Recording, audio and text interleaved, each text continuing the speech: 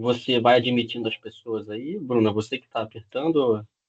Sim, É, pode tá deixar. bom. Eu e a Michelle. A gente pode deixar que a gente vai admitindo todo mundo aqui. Tá bom, podemos começar então? Podemos. Tá bom. Bom dia, pessoal. Eu sei que tem muita gente entrando ainda. Eu estou vendo aqui agora tem 43, 40 e poucos participantes entrando. Hoje eu estou aqui no lugar da Patrícia, que normalmente faz essas apresentações. E a gente tem aqui um parceiro de uma longa data também nosso, né, a BlackRock, não só aqui no Brasil, mas, enfim, em vários países que a gente tem investimentos e planos de pensão. O Fábio hoje se disponibilizou, é, ele está numa viagem para Itajaí, não está em São Paulo, mas então agradeço novamente, Fábio, aqui, com todos os participantes, pela sua disponibilidade de estar aqui hoje apresentando. E o Fábio vai falar, gente, um pouco do cenário global, vai contar um pouquinho da BlackRock, a história da BlackRock, o cenário global, obviamente falando um pouco de Estados Unidos, né, não pode deixar de fora. Então, para a gente aproveitar bem o tempo, no final vai ter pergunta, vamos abrir aqui para perguntas, eu acho que quem já participou sabe como funciona. E, e já já a gente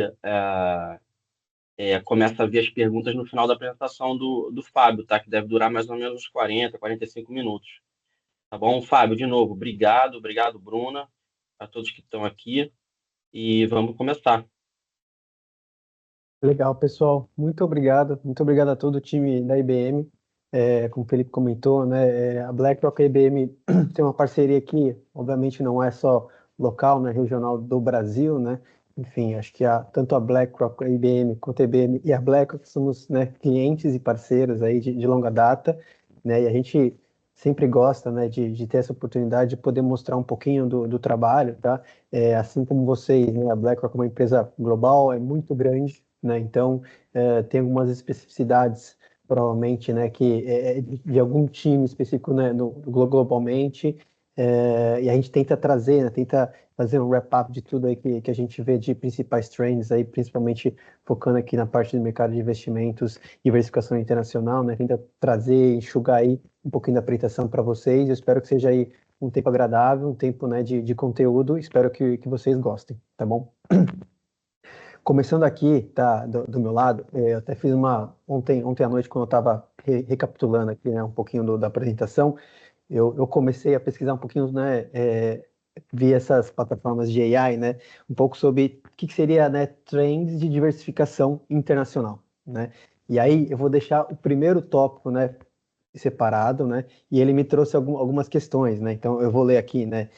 Busca por mercados emergentes, diversificação cambial, ativos alternativos, né? Na parte de investimentos, como private equity, venture capital, imobiliário, né? Infraestruturas, ativos digitais, né? E o primeiro tópico que ele trouxe, né? E aí em diversos tipos de pesquisa que eu fiz, foram ETFs globais. Né? E é até interessante, né? Acho que o time é muito bom, porque alguns dias atrás o mercado de ETFs, né, nos Estados Unidos ultrapassou, né, em quantidade, né, o número de ações listadas, né, nos Estados Unidos. Então hoje a gente tem 4.200, mais ou menos, 4.200 empresas listadas nos Estados Unidos, e a gente já tem aí mais de 4.300 ETFs listados aí nas bolsas americanas, né? Então isso mostra um pouco, né, do quão potente, do quão forte, né, acho que esse tema, né, de diversificação internacional, né, ele está dentro aí dos investimentos, né, que não são só dos americanos, né, são todos os que investem, né, via ETFs, né. Então, de todos esses outros trends que eu comentei, né, que eu falei de mercados emergentes, de digital assets, de venture capital, o legal é que você consegue empacotar tudo e colocar dentro de um ETF, né? Então, eu acho que isso é bem interessante, acho que para começar a abrir um pouco aqui, né, com números, um pouquinho de história, acho que eu achei bem agregador essa questão, né? E trazendo um segundo ponto que eu ouvi uma conversa que a gente teve com um grande parceiro nosso, que é a S&P, né, que foi o caso emblemático aí da Aeron. Não sei se todos conhecem aqui, deve ter bastante gente nova, né, de mercado, né? A Aeron foi uma das grandes empresas aí dos anos 90, né, 80, 90, né, e dos anos 2000, que veio, né, a se endividar, né, teve uma questão aí complicada com relação aos seus números. Em 2001, ela acabou saindo do S&P, né, do principal índice aí de mercado aí americano, talvez até global, né? E o mais curioso de tudo, né, é que a Aaron tinha um pouquinho aí a mais give or take aí 1% aí do S&P, e quem entrou no lugar da Aaron nessa época, em 2001, foi a NVIDIA, né? Então hoje a NVIDIA, né, maior empresa do mundo, hoje aí com 4,4 trilhões de dólares, se eu não me engano, aí de tamanho de mercado.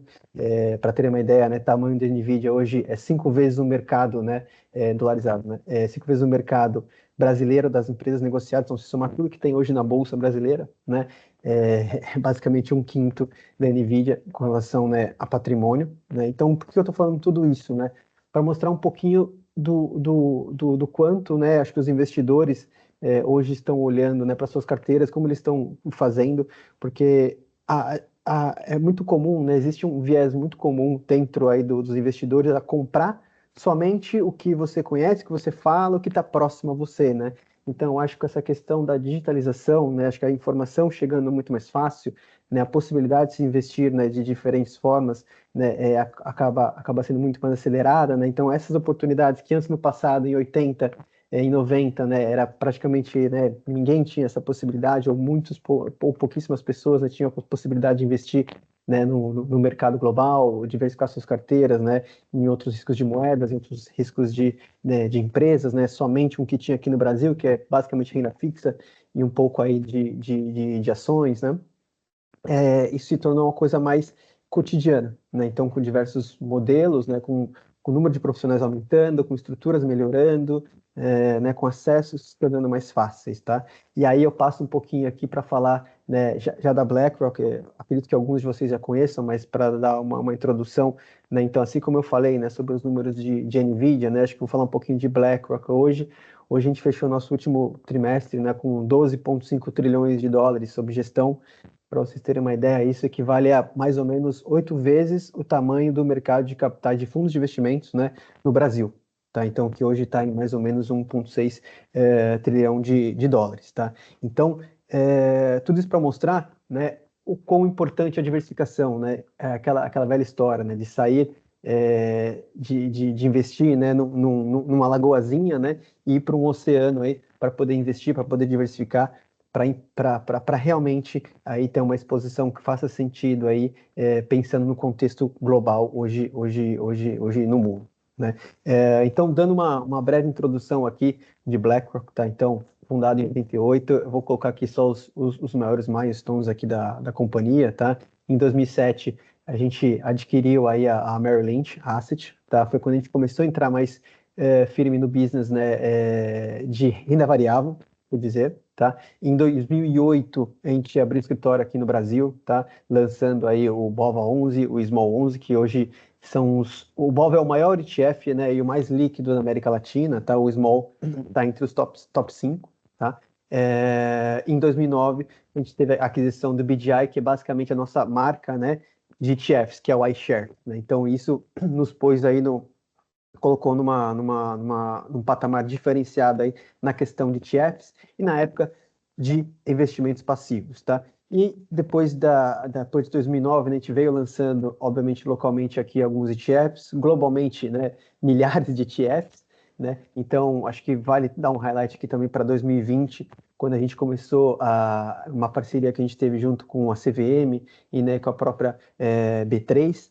A gente teve um projeto bem grande para trazer para o investidor aqui local, né, os BDRs de ETF, que basicamente, né, são os recibos dos ETFs lá de fora, né, e dentro dessa estrutura a gente montou aí um fundo de BDRs de ETF, que hoje ele investe praticamente globalmente, né, porém dentro da bolsa aqui do Brasil, né, isso permitiu aí diversas estruturas, inclusive a IBM hoje é um dos investidores aí desse fundo, que acaba seguindo a MSCI e acaba tendo uma rentabilidade muito interessante, tá bom? Em 2022, tá, trouxemos aí a plataforma de BDR de renda fixa. 2023 de multiativos e megatendências, tá? Em 2024 lançamos aí a nossa plataforma aí de mais de digitais, né? Eu sei que por regulamentação hoje, né, brasileira da Previc, né, SUSEP, entre outras, não é possível se investir, mas a gente acabou trazendo aí um trend muito global com o Comitê de Ativos Digitais. A gente trouxe o nosso IBIT, que é o nosso BDR de ETF de Bitcoin, e o ETA, que é o nosso BDR de ETF de Ethereum, tá? E esse ano aí lançamos mais 2 ETFs focados no mercado local, tá? O EWBZ11 e o CAP11, tá? Então, só para dar um pouquinho de panorama, né, de BlackRock, né? Então, de números grandes, né? Novamente, 12,5 trilhões de dólares, um pouquinho de como a gente está dividido aqui, né, em tamanho de business, né? Então, quase 8 trilhões de dólares aí em ETFs e fundos passivos, tá? Quase 1 trilhão de dólares em fundos de caixa. Fundos de caixa, pessoal, pense no fundo que vocês estão acostumados, aquele fundo DI, né? Porém, aí é o nosso foco, obviamente, que é um pouco diferente, ele é um fundo, né, ou dolarizado, ou em euro, ou em outras moedas, aí, obviamente, as principais moedas globalmente, tá? Além desses, né, então, a BlackRock não vive só de ETFs, né, de gestão passiva, né? A gente tem quase 3 trilhões em estratégias ativas, tá? Passando praticamente por tudo, né, de renda fixa a imobiliário, multi-estratégias. Então, essa é uma parte que acho que poucos acessam, né, porque a gente não tem tantos fundos locais, né? Então, obviamente que são estruturas que são acessadas via estrutura offshore, né, e aí praticamente quase meio bilhão no mercado de alternativos aí que eu comentei, principalmente focada em infraestrutura, tá? Então, temos escritórios em mais de 30 países, então, quase dentro das principais economias, praticamente todas, né? Mais de 2,5 mil profissionais de investimentos, né? Ou seja, os profissionais que estão focados, né, em atender o cliente ou então fazer a gestão do recurso desses clientes, né? E quase 19 mil colaboradores aí globalmente, tá? Atendendo, então, mais de 800 family offices ao redor do mundo, mais de 100 bancos centrais, né? Diversas aí estruturas de fundos de pensão, que hoje, né, assim como a IBM, né, é o principal cliente e é a principal linha de negócio, né, da BlackRock, atender os fundos de pensões, né, seja com mandatos exclusivos, seja com estruturas, né, em parceria, seja com produtos ou serviços para esses players, tá bom? E aí eu vou passar um pouquinho agora, pessoal, obviamente, né, dentro aí da questão, né, de diversificação internacional, um pouco do nosso outlook, né, nosso macro outlook. Então, assim, só fazendo um disclaimer aqui, né, obviamente, assim como vocês, a gente tem, né, uma questão, a gente não fala muito específico, por exemplo, né, questões, né, voltadas à política, voltadas à religião, né, então a gente fica sempre atento aí nas questões de como isso pode impactar os mercados, tá? Então, dentro de mercado, dentro de investimentos, fiquem à vontade aí no final para fazer perguntas, tá bom? Então, esse é o nosso macro outlook para agosto de 2025. Lembrando que hoje sai o resultado da NVIDIA, tá? Então, muita coisa do que eu falar hoje, né, pode ser que ele seja potencializado ou seja minimizado, tá? Mas acho que vale a pena o disclaimer aqui antes de começar. Desculpe a apresentação em inglês, tá? A gente, obviamente, igual vocês aí, acho que na IBM, acho que tem bastante material em inglês, os nossos especialistas, né, estão linkados em diferentes regiões, por isso material em inglês, tá? Então, se eu pudesse, né, cravar 3 principais temas que eu gostaria de trazer aqui com vocês hoje, acho que são esses 3, né? Acho que é a questão, primeiro, dos resultados, né? Como os resultados acima do esperado estão beneficiando, acho que o investidor que está pautado mais no segmento de equities, né? O segundo, que é a questão de corte de juros, e quando eu falo corte de juros, pessoal, não estou falando de local, tá? Eu estou falando de Estados Unidos. E o terceiro, como a questão do fiscal e tarifas tem beneficiado alguns, né, e não tanto outros com relação ao dólar e deixando a moeda um pouco mais fraca e os ciclos econômicos do dólar que eu vou passar um pouquinho mais para frente, tá bom, pessoal?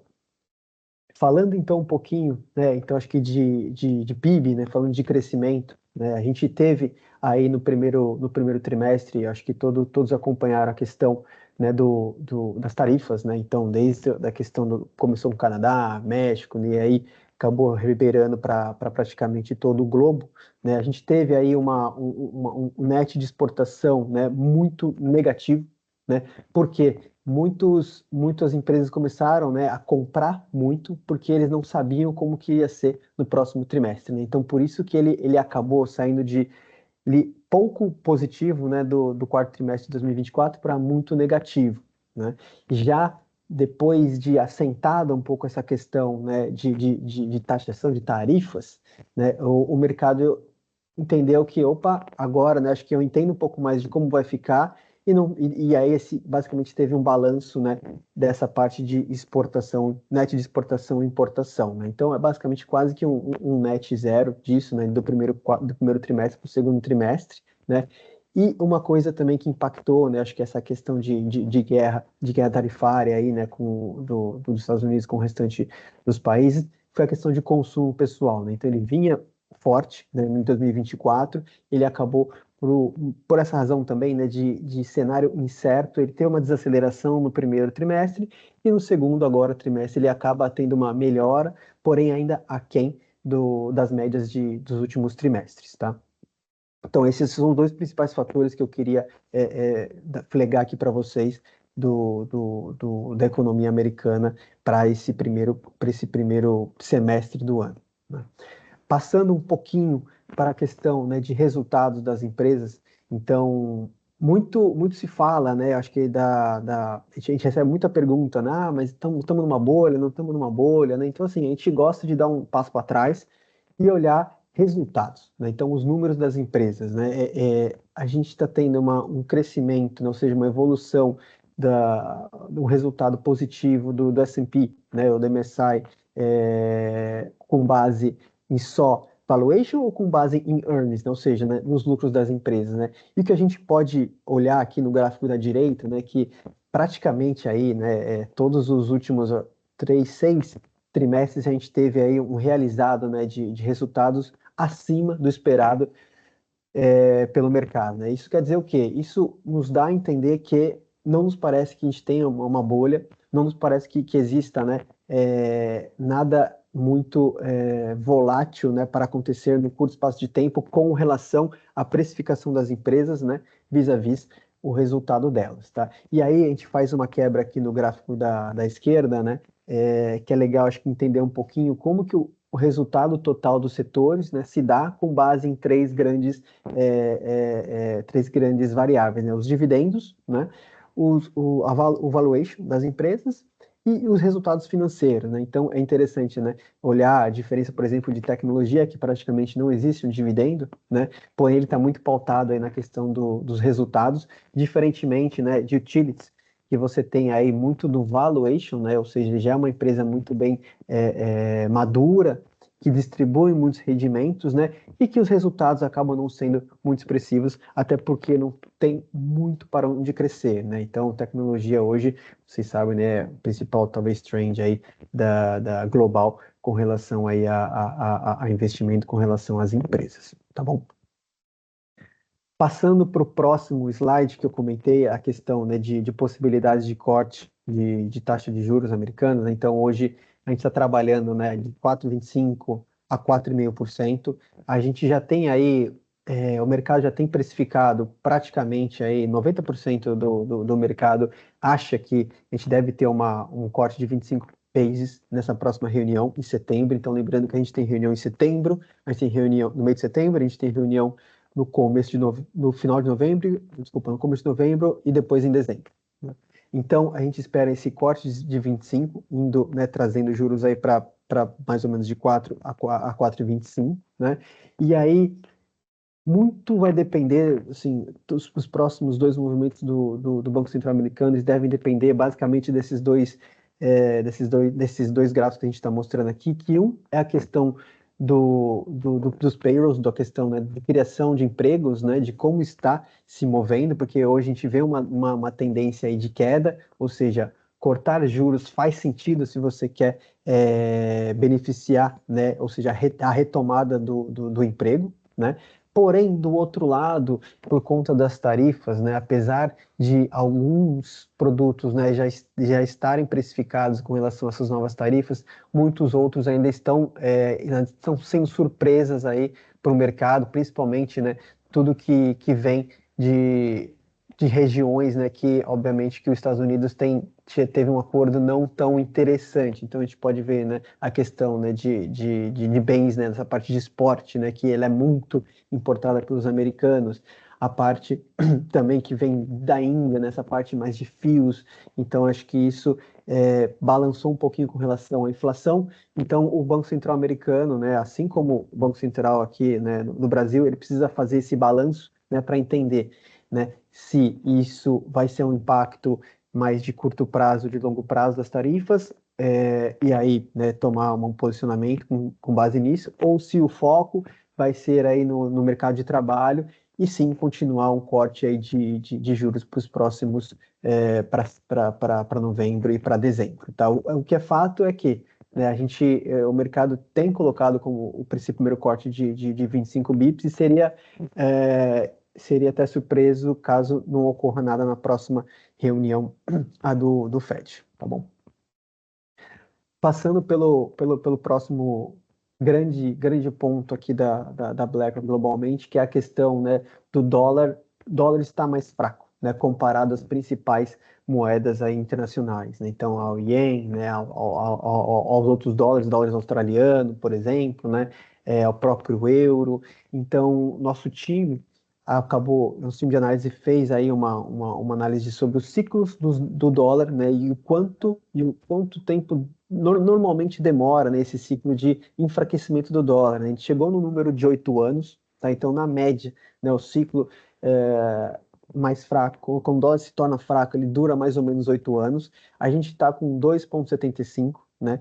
Ou seja, a probabilidade, né, que o dólar continue fraco para os próximos anos, né, é elevada, ainda mais por essa questão, né, suportada de aumento, né, do debt dos Estados Unidos, né, as questões tarifárias, e isso é interessante a gente olhar no gráfico da direita, né, como isso está impactando, né, os resultados, eu acho, das empresas aí do mercado, né, europeu, do mercado asiático, né, aqui, né, só excluindo basicamente América Latina e África, né. Então é interessante a gente notar, por exemplo, né, em 15, 16, praticamente todos os anos, quando a gente tem um retorno positivo, né, aí do equity dessas regiões, a gente acaba tendo um balanço do retorno do FX, né, ou seja, da moeda que é par dessas empresas, né. Então, na média, você tem uma correlação, né. O que aconteceu foi em 2025,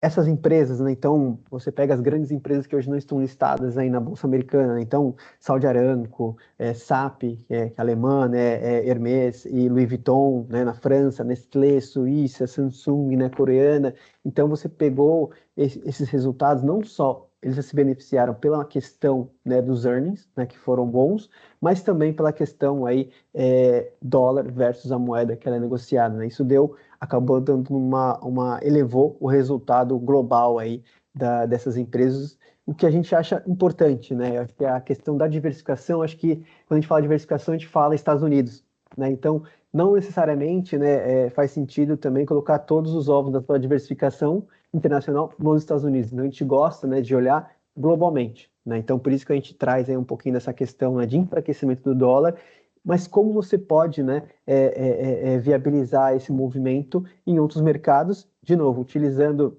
seja fundos de investimento, seja ETFs, né? Então hoje você pode, por exemplo, comprar um ETF, né, de Alemanha nos Estados Unidos. Você pode comprar, né, um ETF que vai captar esse resultado, por exemplo, mais do setor de varejo global nos Estados Unidos, né? Então isso traz aí um benefício e uma facilidade para o investidor aí como um todo.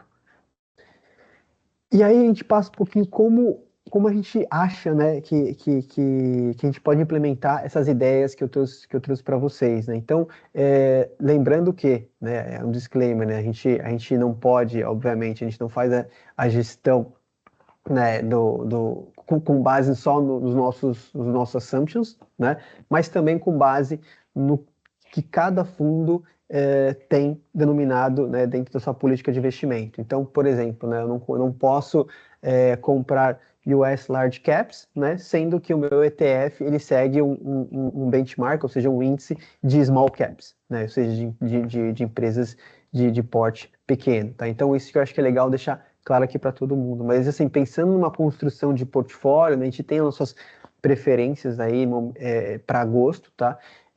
A gente gosta bastante dessa parte de US, então, mais focada para as empresas aí. Deixa eu só tirar aqui, pessoal, um segundinho. Para as empresas, né, large caps, né? Então a gente está falando das empresas que já estão mais estruturadas, que não têm um risco tão grande de taxa de juros, não tem um risco tão grande aí regional, né?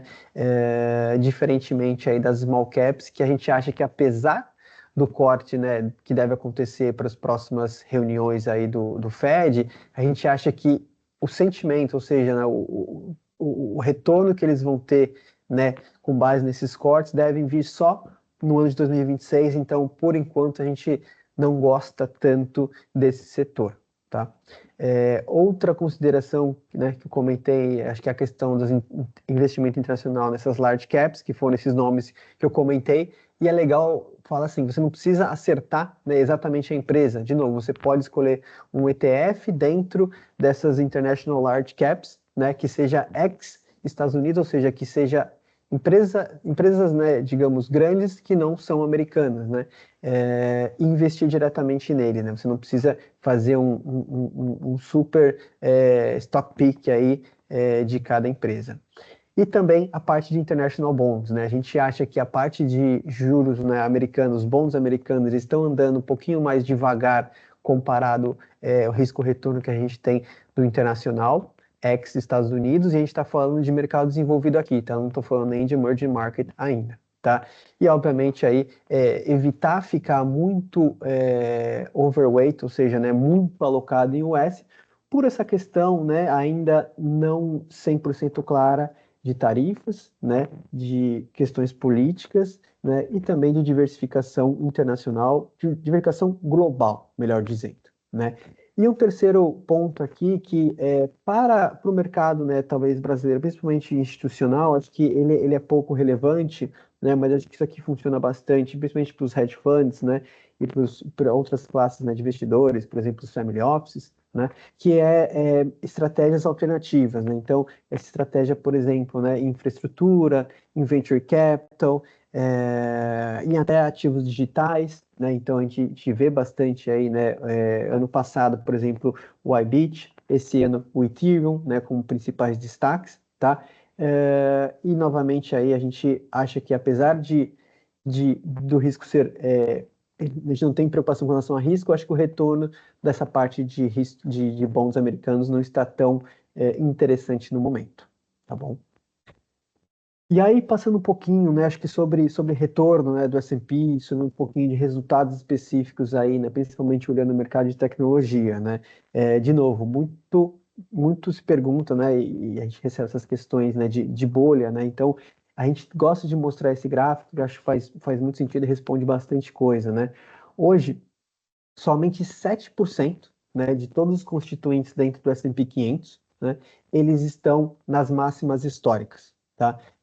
Todo o restante, ou seja, 93% está próximo ou bem abaixo aí das máximas históricas com relação a preço, tá? Então, isso nos diz, né, poxa, se eu tenho um mercado que está me reportando lucros acima do esperado, né, na média, né, e o S&P,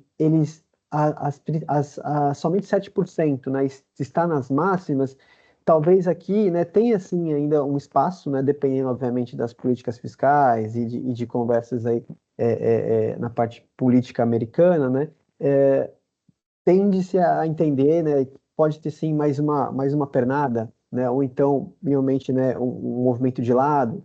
Então assim é legal entender que, por exemplo, 65% das empresas estão abaixo dessa média histórica do que das máximas históricas que elas vinham trabalhando no ano passado. Então, assim, dependendo dos resultados, né, do final dos resultados agora desse segundo trimestre, a gente pode ver aí novamente o mercado, né, se animando. E aí eu trago aqui para o mercado de tecnologia novamente, tá? Então, para quem não conhece, né, Mag 7, né, as Magnificent Seven, né? Ela basicamente traz as principais empresas de tecnologia, né, americanas, e é interessante notar, né, desde 2021, esse setor de empresas vem batendo o S&P 500 constantemente. Esse é o primeiro ano que ela não está batendo.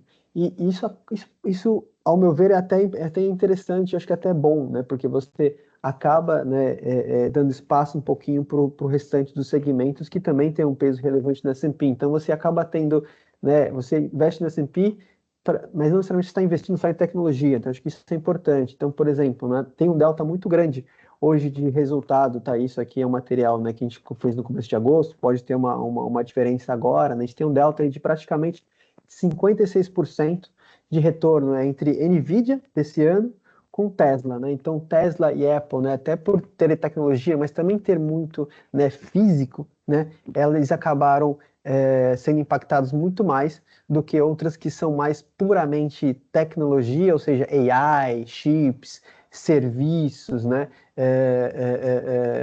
Então, comparado aí com Apple e Tesla, tá? Então, a gente traz uma média de 8% no ano, né? O que, pensando em dólar, né, são números ainda assim interessantes, tá? Então, acho que esse slide é muito importante, tá? Principalmente para quem fala, né? Putz, mas o mercado já subiu demais. Ah, mas o dólar, se eu entrar agora, putz, então acho que assim, olhar um pouco, né, de resultado e entender no micro, acho que te faz ficar mais confortável para tomar as decisões aí de investimentos, tá bom? E aí, passando para a questão que eu comentei, né, do dólar, né, mais fraco, né, e como diversificar, né, em equities, né, além dos Estados Unidos, é importante, tá? A gente fez aqui dois trabalhos, né, então a esquerda é basicamente o excesso de retorno do S&P quando o S&P 500 cai, né? Então, tirando, acho que o Russell 2000, né, MSI World de mercados emergentes, né, ele acaba tendo um excesso de retorno, né, em 2025 muito grande quando a gente compara com as médias de 2001 a 2024, tá? Então, isso é muito benéfico, né, porque a gente começa a olhar que, poxa, então acho que o mercado também está entendendo um pouquinho do que a gente está falando, né? Acho que assim, não é só S&P 500, não é só Estados Unidos, mas sim, né, tirar um pouquinho dos ovos aqui e investir em outros lugares, tá? E na parte da direita, a gente traz um pouco de correlação e volatilidade, tá? Com relação às principais empresas americanas, tá? E small caps. Então, é interessante notar, por exemplo, no mercado internacional ex-Estados Unidos, ele é menos volátil do que as small caps americanas, né? E a correlação, ela acaba sendo menor também, né? Então, pensando, né, você investidor que quer montar uma posição, né, quer ser diversificado, faz sentido você estar em small cap americanos ou faz sentido você estar em empresas internacionais, né, de grande porte, né, ex-Estados Unidos? Então, aparentemente para a gente, né, tanto na volatilidade quanto na correlação, faz mais sentido estar nessas outras empresas, né, nessas gigantes aí ex-Estados Unidos, tá bom? Passando agora, né, para a questão mais de renda fixa, e aí, pessoal, a gente tem, né, muitas conversas internas aqui com os times, né, de fora, e aí quando o pessoal mostra esse gráfico da esquerda para a gente aqui da variação das treasuries americanas, né, de 10 anos, para a gente é praticamente nosso dia a dia, né, então, né, um delta aí de 80 bips no ano, para o brasileiro, né, a gente não tem, né, a gente fala, pô, normal, né, mas assim, para o americano, né, para o investidor americano, isso tem que ser uma volatilidade muito grande, tá? Então, por isso que a gente acaba hoje evitando um pouquinho, né, acho que esse investimento em bonds americanos, tá? Obviamente, né, que tem a questão, né, de estar alocado no curto, no médio ou no longo, né? Porém, no gráfico da direita a gente consegue explicar um pouquinho melhor isso, e se você ficar dentro das treasuries americanas de longo prazo, você teria um retorno hoje de 1,3%, né? Enquanto as de curto prazo, 1,9%. É interessante, não é? Obviamente, quando a gente olha para o mercado de renda fixa brasileiro, não aparenta ser tão atraente, né? Mas quando a gente vai colocando, né, acho que um pouco mais de materialidade, um pouco mais de diversificação dentro da renda fixa. Então, o SAGG, que basicamente ele incorpora diversos segmentos de renda fixa aí americanas, ele já está praticamente retornando o dobro do que as treasuries americanas. Quando você coloca o high yield, né, das empresas americanas, 5% ao ano. E acho que o mais interessante aqui de analisar, e até por isso que eu citei no 2 slides atrás, a questão da renda fixa dos mercados envolvidos, é que hoje, quando você olha a cesta, né, de mercados desenvolvidos ex-Estados Unidos, ou seja, a gente está falando de Alemanha, a gente está falando de França, Suíça, Reino Unido, né, Japão. Então, a gente tem um retorno maior do que os resultados dos bonds, ou seja, dos títulos dos mercados emergentes, que na média são mais arriscados, né, do que essas outras economias desenvolvidas que eu citei. Então, por isso que a gente gosta bastante dessa parte aí de bonds de ex-Estados Unidos, né, de mercados desenvolvidos para renda fixa, tá bom? Assim, se eu puder tirar três, né, três principais pontos aqui, acho que da nossa conversa de hoje, tá, do nosso Market Outlook aqui de agosto, tá? Acho que são esses três, tá? A questão dos resultados, tá? Então, assim, se está tendo resultado, a gente não está tão preocupado, né, com relação ao número que está aí na tela, né? Então, a gente está investindo, né, não somente no tamanho da empresa, mas a gente está investindo no que ela vai retornar para o investidor, né, a cada trimestre. Então, acho que é a principal talvez aí driver que todos os investidores deveriam ter, né? Não olhar né, se está negociando a X ou a Y, mas se está tendo resultado, né? O segundo ponto é a questão do corte de juros americano, que deve sim continuar, porém a gente não tem ainda uma certeza, e somente os dados econômicos aí das próximas semanas vão trazer mais firmeza para o mercado, se ele vai fechar um ano em 4, de 4 a 4,25, ou de 3,75 a 4, ou até menos, né? Mas isso, mesmo com esses possíveis quedas, de novo, a gente acha, né, que ainda small cap não faz tanto sentido nesse momento aí para a economia americana, tá?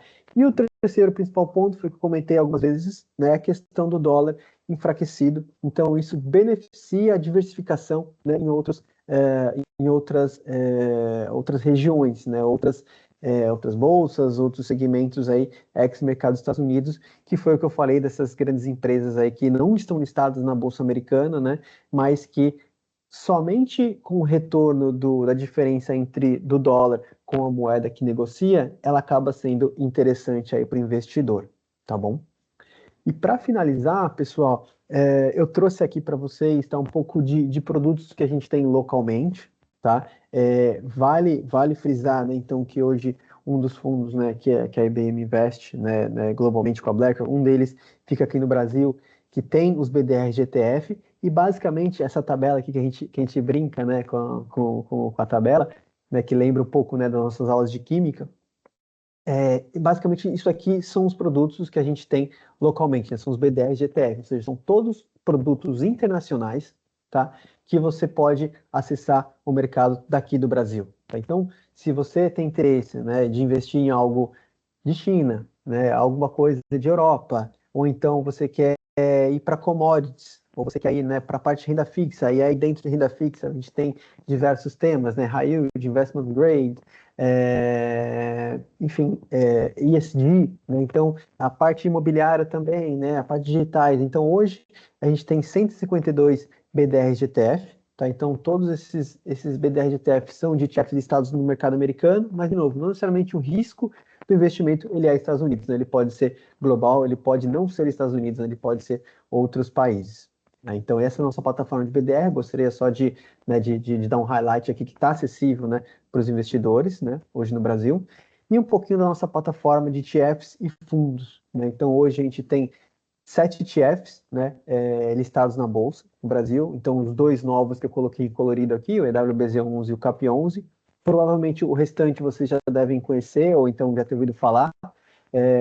Destaque também para o IVVB11, que é o nosso ETF de S&P 500, que hoje é o maior é o segundo maior ETF, né, do Brasil, somente atrás do BOVA11, que é nosso também. Tá? O IVVB11, basicamente, ele traz o retorno, a exposição ao S&P 500, mais a variação do dólar. Tá? Então, né, acaba né, olhando aí a janela dos últimos anos, acaba sendo bem interessante.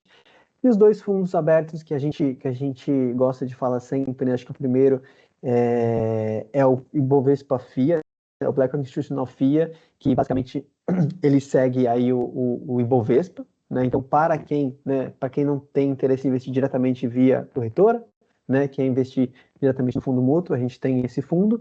E o fundo de BDR de ETF, foi o que eu comentei, né? Hoje, né, basicamente, ele tem aí acesso aos BDRs de ETF, é uma diversificação internacional que se expande muito além dos Estados Unidos. Tá bom, pessoal? Era essa minha apresentação, tá?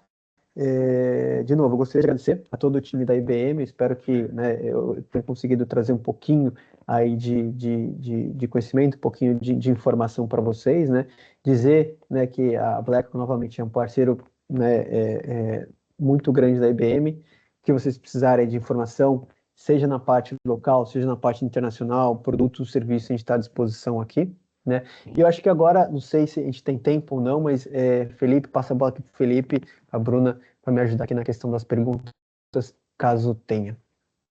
Oi, Fábio. Obrigado. Excelente apresentação. Eu gosto muito das apresentações da BlackRock, porque sempre são baseadas muito em dados, né? São slides bem carregados de dados e mostra bastante coisa. Eu vou agora compartilhar aqui. O pessoal está mandando algumas perguntas, já tem lá umas 3 perguntas. Eu vou compartilhar minha tela para a gente dar uma lida nelas, tá bom? Só um segundo.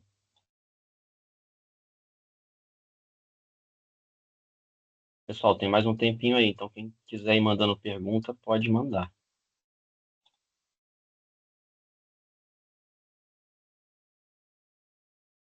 Conseguem ver bem minha tela?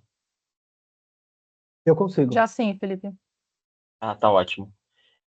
Então vamos lá. A primeira pergunta que a gente tem aqui, Fábio, fica à vontade, tá? Se for uma coisa que não esteja muito ligada ao material que a gente tenha, ou então que precise de uma investigação, de uma pesquisa maior, a gente vai trocando aqui, tá bom?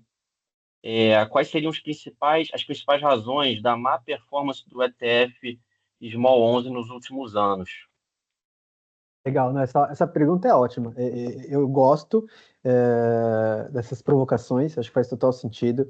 O Small 11, né? Então, primeiro, o que é o Small 11, né? Para quem não conhece, né? Ele é basicamente um ETF que a gente compra as empresas de menor capitalização da B3, né? Então, empresas pequenas, ou seja, Petrobras, Vale, Itaú, não estarão dentro dessa carteira, né? E o que acontece, né? Quando você olha a carteira do Small 11, né? Ou seja, as empresas que estão dentro ali que compõem o Small 11, o índice Small, eles são empresas que elas necessitam muito de financiamento para desenvolver, né? Então, diferentemente, né, quando você pega, né, uma empresa de energia aqui no Brasil que tem uma geração de caixa muito grande, né, essas empresas menores, elas acabam necessitando muito de financiamento, ou seja, de emitir dívidas, né, para o mercado, né, para continuar a sua expansão. Então, o que acontece? Desculpa, por conta dessa sensibilidade à taxa de juros, né? Então, quando a taxa de juros está baixa, na média, né, essas empresas que precisam se capitalizar, elas acabam sendo muito mais atraentes, porque ela consegue financiar bastante a um valor baixo, né? Agora imagina hoje, né? E eu faço muito essa brincadeira. Imagina que você ganhou na Mega Sena. Você ganhou na Mega Sena, você ganhou lá 50 milhões de reais. Você vai investir, né, para ganhar 15% ao ano ou você vai empreender?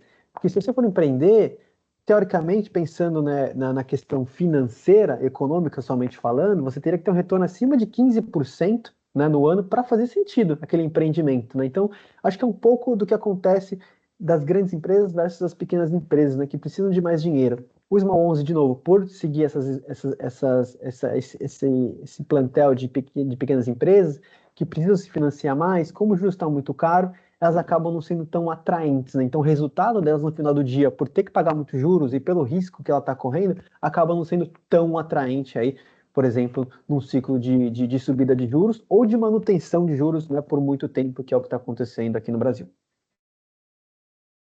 Tá bom. Obrigado, Fábio. Mais uma aqui. Anônimo, né? Não botou um nome aqui, mas tudo bem. Faz sentido RF ex-US tendo uma Selic atual de 15? Acho que você tocou um pouco nesse, já respondeu meio que, já respondeu um pouco também, entrou nessa questão, né? Sim, Difícil assim, competir com uma Selic a 15%, né? Mas, enfim, exatamente, a diversificação exatamente. faz parte. Acho que é sempre legal tentar entender, né, assim, você está procurando o quê? Você está procurando só resultado, né, percentual? Ou você está procurando, né, diversificar o risco? Está procurando diversificar, né, um pouquinho aí dos componentes da sua carteira, né? E lembrar que, né, acho que tem a questão, né, também da moeda. Então, por exemplo, né, eu vou chutar números aqui, tá, pessoal? Por favor, não tome isso como verdade. Se você tem uma renda fixa, por exemplo, uma Alemanha pagando 4, 5% ao ano, mas você tem o euro apreciando, né? Então, será que ele vai chegar a 15%? Não sei. Mas será que se ele próximo a 15% já fez sentido o risco-retorno? Então, acho que eu até devolvo a pergunta, né? Acho que vai depender muito do risco-retorno que você vai querer buscar aí do seu investimento, tá? O que não é ruim. A Ângela mandou uma pergunta aqui. Se eu precisar de uma consultoria para investimentos, como faço? Tem alguma parceria com a IBM? Eu falo, Essa. vai lá. Fala, Fábio. A nossa relacionamento com a BlackRock é da IBM, da Fundação IBM, que investe com a BlackRock, certo? Não inclui a consultoria de investimentos para o participante, né? Mas isso você pode buscar sempre por fora, tá bom? A ideia aqui das apresentações é mostrar e a gente está sempre aqui disponível para um efeito de educação financeira, né? Mas é isso, tá bom?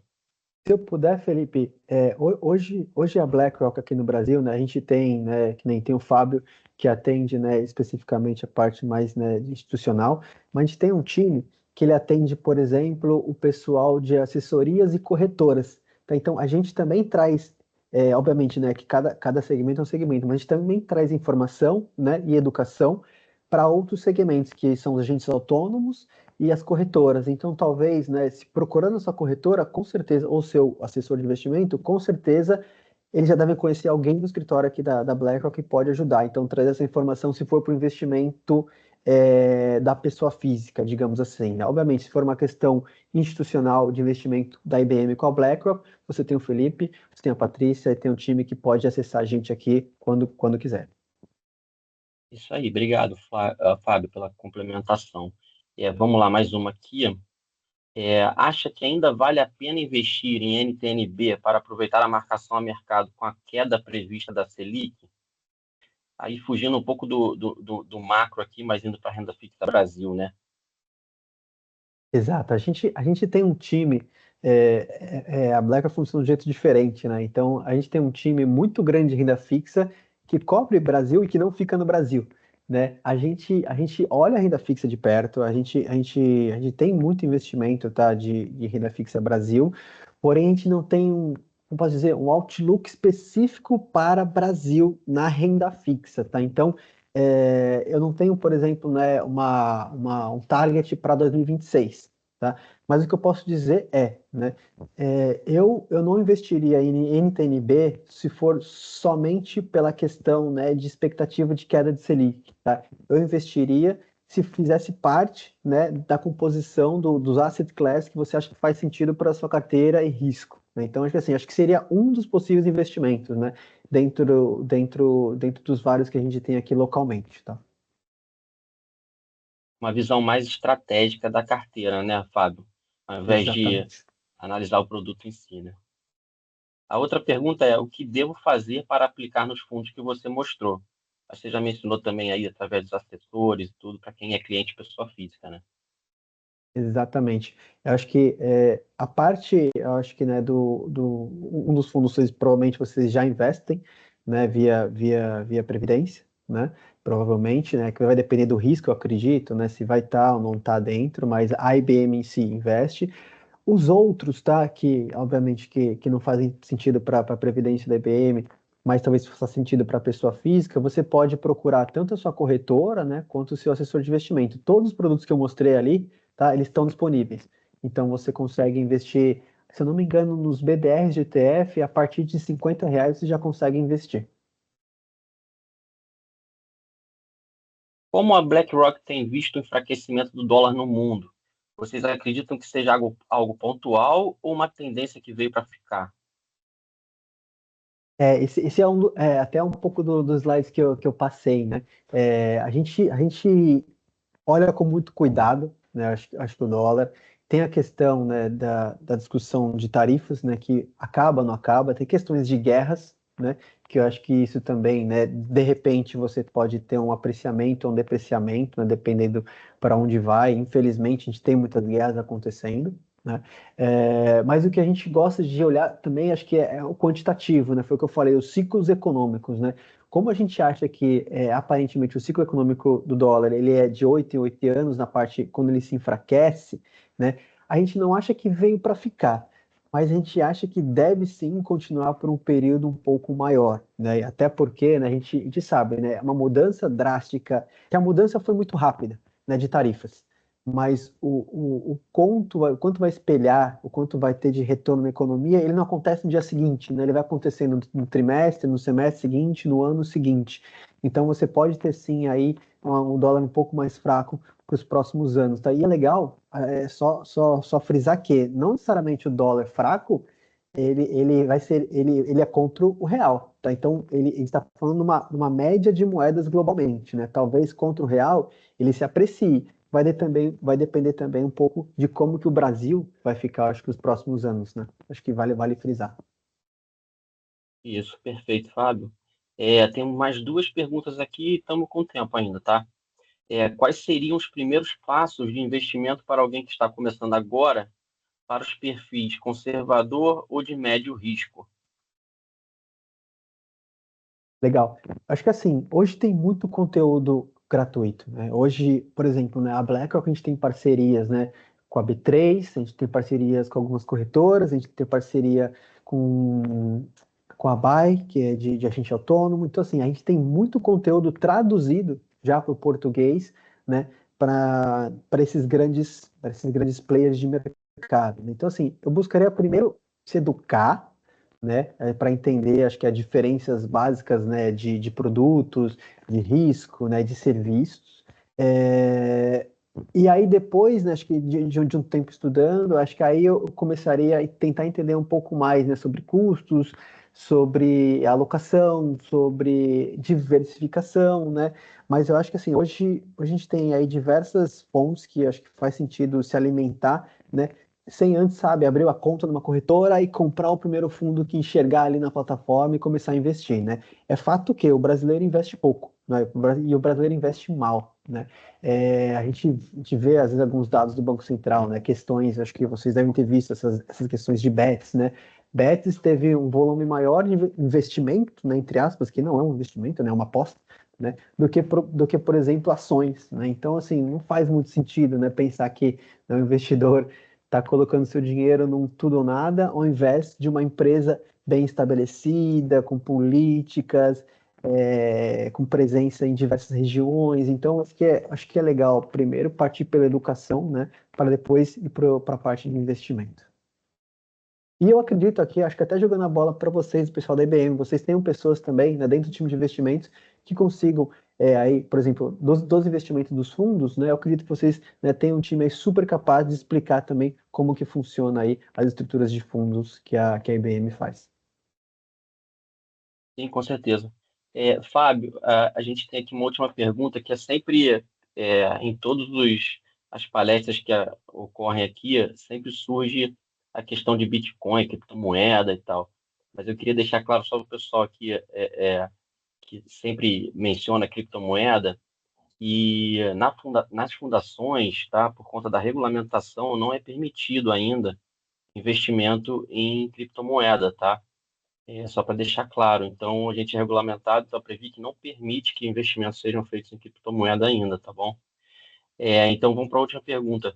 Qual a expectativa da BlackRock sobre Bitcoin? Acho que você falou aí do IBIT, né? Deve ser positivo, né, Fábio? Diz aí. Eu também estou curioso para saber. Eu acho que assim, vale primeiro dar um passo para trás, né? E eu acho que olhar a questão da tecnologia, né? Eu acho que assim, a BlackRock gosta muito dessa parte de tecnologia. A gente investe bastante, por exemplo, né, em hubs tecnológicos, a gente investe bastante em empresas. Eu acho que assim, acho que assim, tem um tema por trás que acho que ainda faz mais sentido, né? Porque isso vai retornar, né, para a sociedade, né? Então, primeiro falando de que a gente gosta do tema, né? Quando a gente vai mais para o micro e olha, por exemplo, né, as digitais, as assets digitais ali, nas moedas, né, obviamente, tem que tomar cuidado, porque, né, precisa entender, né, uma a uma, que cada moeda é diferente da outra. O Bitcoin é diferente do Ethereum, né, que é diferente de uma outra moeda, Solana, por exemplo, né? Então, precisa entender, eu acho que a fundo, ver se faz sentido para você, para o seu perfil de risco, né?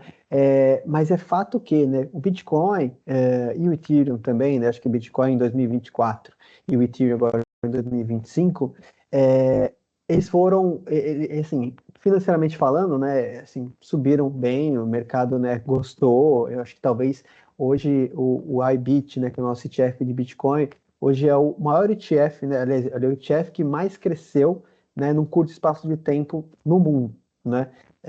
Então, assim, a gente gosta de dar oportunidade para o investidor alocar. Se vai ser 0,5%, se vai ser 1%, se vai ser 100%, assim, a gente não trabalha muito com isso, tá? A gente acha, de novo, que a tecnologia faz sentido, que o micro, né, do Bitcoin faz sentido, que dependendo como você coloca o Bitcoin dentro da sua carteira, né, ele vai não jogar a volatilidade para cima, mas pelo contrário, ele vai trazer a volatilidade para baixo, tá? Mas, de novo, vai depender muito do perfil do investidor e de como que ele está alocando dentro da carteira, tá? A gente tem aqui a última pergunta, Fábio, que é muito pertinente, muito a ver com IBM e mercado financeiro, tá? Como a BlackRock usa a inteligência artificial para selecionar ou orientar a seleção de ativos. Muito legal essa pergunta. É muito, É, muito bacana mesmo. A gente, obviamente, né, dentro da BlackRock a gente tem diversas estratégias, né? Alguns fundos, né? Aí são os fundos ativos, né? Ele já tem um pouco dessa questão, tá? De uso de inteligência artificial, né? Que a gente chama dos systematics, né? Os fundos sistemáticos. Então, que é aquele fundo que não está lá, né? O Fábio ou o Felipe ali na frente da tela toda hora analisando, etc. Ele está basicamente, né, consumindo informação e devolvendo, né, basicamente o sentimento para dentro do que o fundo vai fazer com relação aos investimentos, tá? Então, assim, a BlackRock gosta muito do tema, a gente usa a inteligência artificial, né? Acho que assim, acho que todo mundo usa praticamente hoje em dia, né? Quem está no mundo corporativo, né? Mas assim, de novo, é um tema que ele é específico para alguns tipos de estratégia, né? Por exemplo, não faz tanto sentido eu usar muito o uso a inteligência artificial para fazer uma gestão de um fundo passivo, né? Talvez aí eu utilize para cortar, talvez aí caminhos operacionais, ou então para resumir informações, ou talvez para me dar um pouco mais, né, de abrangência no que eu vou fazer. Mas, por exemplo, para um fundo passivo, ele já não vai fazer tanto sentido, tá? Então, de novo, vai depender muito do segmento de asset class que a gente está falando. perfeito. Agora chegando ao final aí, né, Bruna? Faltam mais 2 minutinhos. Eu tenho uma pergunta só, Fábio. Essa daqui está sendo gravado, né? Vai ficar disponibilizado no site, tudo como sempre. É, mas esse material pode ser compartilhado? Eu preciso conversar aqui internamente, que eu preciso de algumas aprovações, né, do nosso time de compliance, tá? Assim que eu tiver essa confirmação, eu passo para vocês, tá? E aí vocês dividem com a turma, com quem fizer sentido aí, o material. Tranquilo, tranquilo, tá ótimo, fica à vontade. Bruna, eu queria só um último comentário aqui no último minuto. Agradecer muito vocês aí de RH, agradecer o Fábio novamente, o pessoal da BlackRock também, e deixar meu ID disponível, F Basílio, quem quiser entrar em contato. Tem o Slack da Fundação também, o Slack da Bruna, e a gente se fala, responde, corre atrás, pesquisa, faz o que tiver que fazer aí para atender quem não conseguiu perguntar ou quem não teve tempo, tá bom? Obrigado, Bruna, novamente. Obrigadão, Obrigada a Fábio. Bom vocês. evento aí para você em Itajaí. Muito Obrigada obrigado, também ao Felipe. pessoal da Helpvox, Marcelo e a Gleiciane, que estiveram conosco aqui hoje também. Obrigada, viu? Muito Ótimo, obrigado, obrigado, pessoal. pessoal. Da Eco que agradece aí a parceria e ficamos à disposição sempre. Tá bom. Valeu. Tchau, tchau, gente. Obrigado. Tchau.